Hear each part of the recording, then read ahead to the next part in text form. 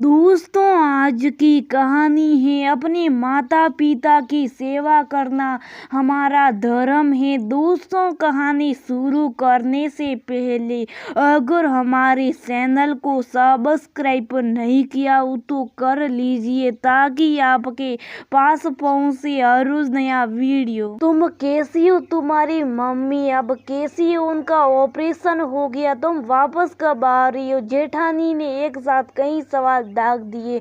मैं ठीक हूँ, मम्मी भी ठीक है, मैं जल्दी वापस आ जाऊंगी। जल्दी आना रूसी, अब ये बच्चे मुझसे नहीं संभलते, रोज तुम्हें याद करते कि मम्मी के पास जाना है।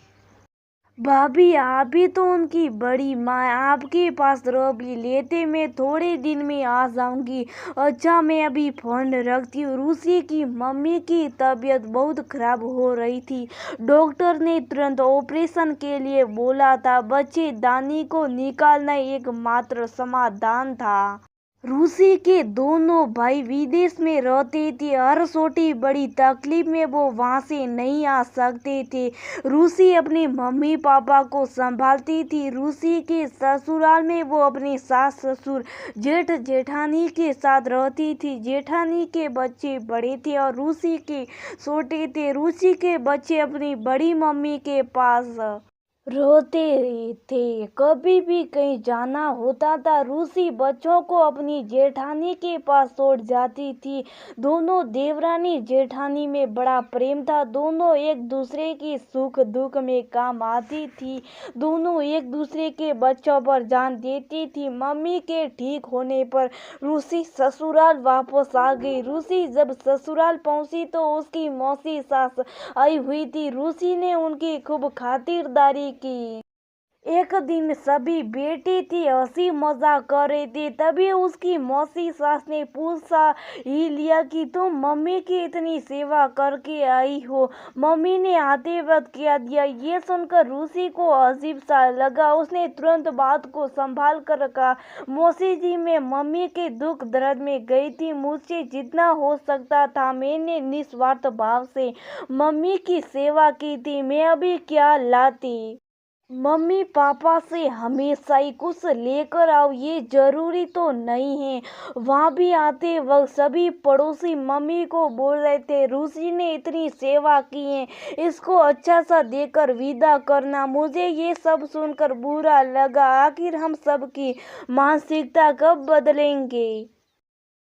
मौसी जी ने फिर से कहा, अरे अकेली बेटी हो, भाई बाहर रहते, तुम तो कुछ भी ला सकती हो। आखिर अपने मम्मी पापा को तुम भी संभालती हो, तुम ही सेवा करती हो तो तुम्हारा पूरा हक है। तुम तो कहकर हक से भी ले सकती हो। इतनी तो तुम्हारी माँ भी समझदार होगी कि इतनी सेवा के बदले बेटी को खाली हाथ भेज दे।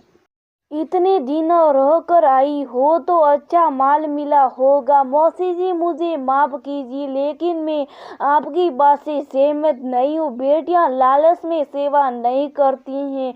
बेटियां माता पिता के पूरे मन से सेवा करती है, उसके बदले में कुछ अपेक्षा नहीं रखती। क्या बेटियां सिर्फ लालच में ही सेवा करती हैं? बेटियों की सेवा को हमेशा इस तरह के दृष्टिकोण से क्यों परखा जाता है? बेटे भी तो सेवा करते तो फिर वो भी लालची भी। माता पिता की सेवा किसी लालच में नहीं की जाती। वो हमारे माता पिता हैं, उन्होंने हमें जीवन दिया है, हमारा पालन पोषण किया है, हमारी सारी जिम्मेदारियां पूरी की है। अपने माता पिता की सेवा करना हमारे धर्म है। चाहे वो बेटी करे या बेटा करे, बेटा सेवा करे तो उसे श्रवण कुमार समझा जाता है और बेटियां सेवा करे तो उसे लेने का लाशी करार दिया जाता है। हम औरतें तो अपना मान कम करती है, इस तरह की वो बातें करके अपने आप को अपमानित करते हैं। हम सब किसी ना किसी की बेटियां हैं। हम हमेशा लेने मायके नहीं जाती। शादी होती, हमारी जिम्मेदारी खत्म नहीं होती है। हम शादी के बाद भी अंतिम समय तक अपने माता पिता की परवाह करते हैं। हमें उनका दर्द महसूस होता है। हमारी सेवा को लाल शब्द से कलुषित मत कीजिए।